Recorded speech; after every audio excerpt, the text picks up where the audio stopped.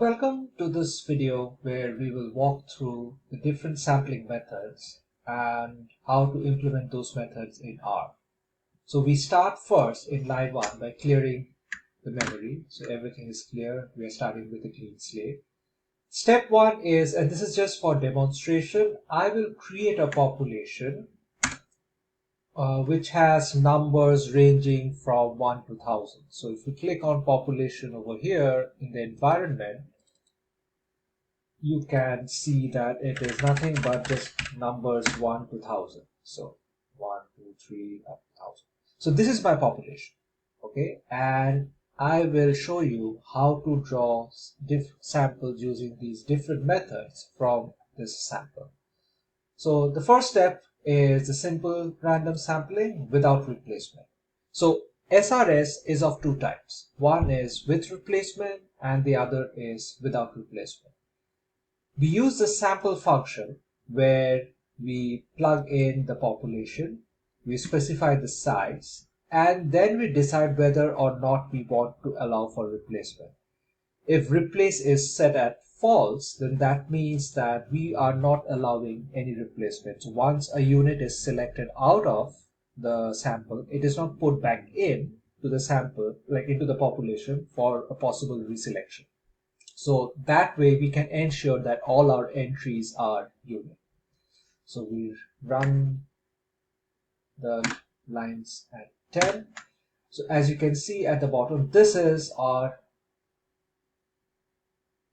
the head. So if we just type simple random sample, we have a randomly selected sample of 100 observations from the population, and you will see that none of these entries are repeated.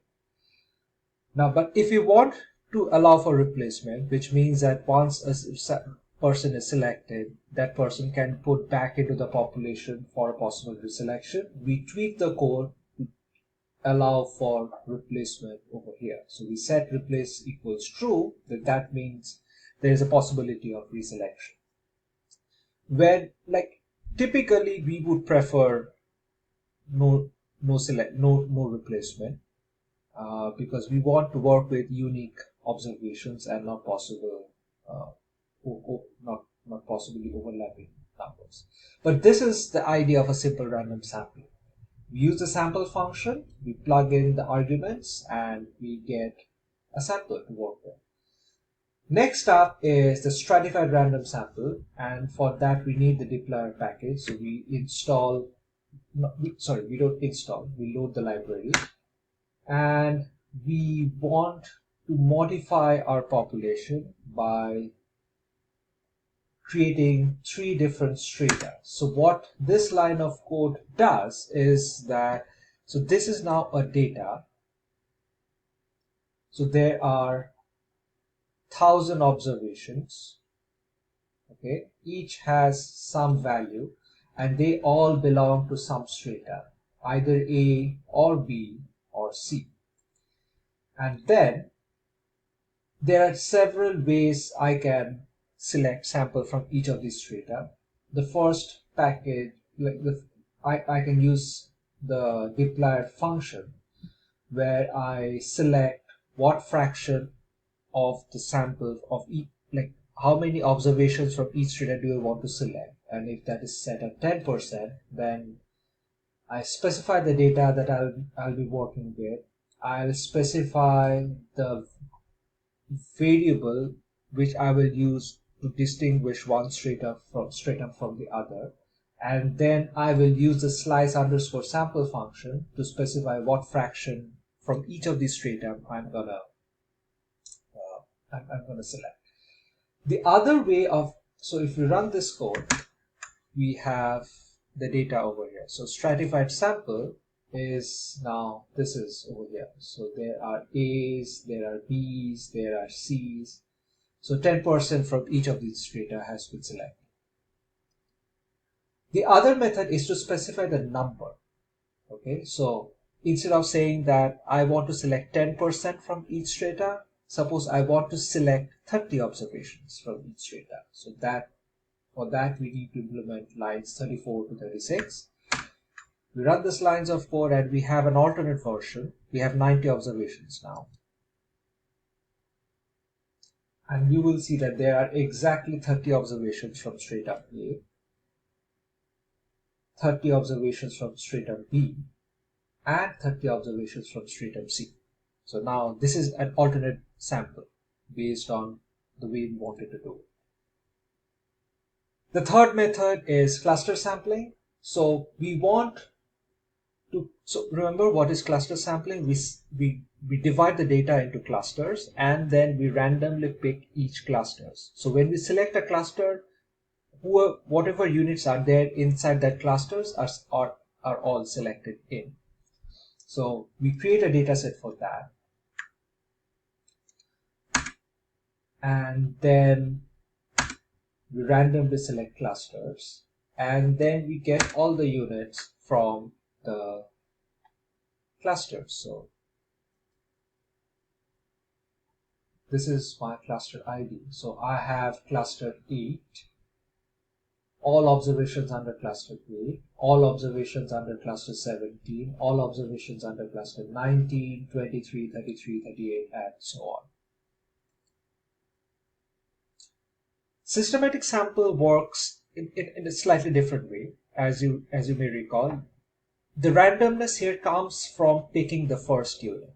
So if you take a population and arrange them in an ascending or descending orders, make them stand in a line, you pick the first person out of that population at random, and then whoever comes next follows a specific rule.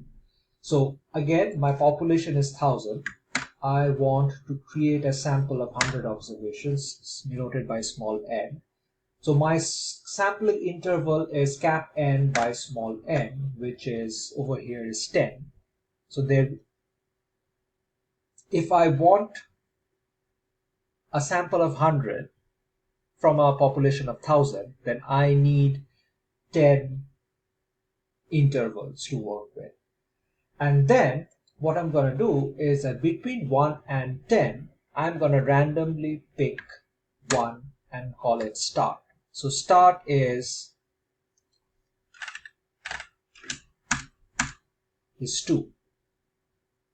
Okay, so I will select the second unit at random and then select every 10th of person from there on. So that's how systematic sample works.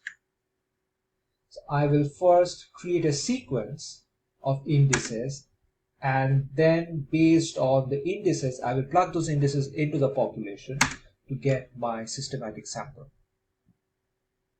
So this is systematic sample.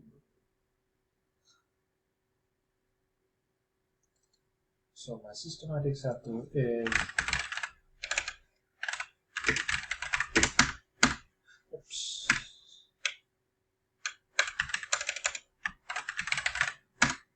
So this is my systematic sample. So the first unit was selected at random, and then every 10th unit from there on. So 2, 12, 22, 32, 42, and so on and so forth. This is that example that I showed in the slides. So for this, we need the quant mode library that has a lot of financial data. If you need to install this first before loading it. So I load the quant mode. As you can see, quant mode library is not found. Oh, okay, no, that is it. Yes, load the quant mode library. We again need the deploy, but it's already there, so I can grab this out.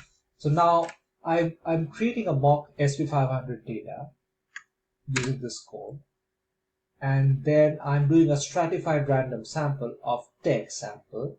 So for this, I'm taking the SP500 data set, running a filter where the only sector I'm looking at is information technology, and then I'm using the slice underscore sample function to randomly select 30 observations out of that. And I do the same exercise for utilities as well. And these are some of the IT and utility tech stocks, utility stocks of my sample. So this is the basic idea of drawing random samples from populations. We have the simple random sample, which is the easiest and the most basic version of that, of all the random sampling. We have a stratified sample where we first divide the data into different strata and then randomly pick from each of those strata. We can either specify what fraction we want from each of these strata, or we can specify the number of observations. Then we have the cluster sample, where we again divide the data into clusters. But once we have selected a cluster, we select all the observations within that cluster. We don't randomize there. The only randomization that happens in cluster sampling is selecting which cluster to select. And then we have the systematic sample over here, where you pick the first observation at random, and then you specify a rule, and you select samples accordingly. So these are the four broad methods of random sampling methods.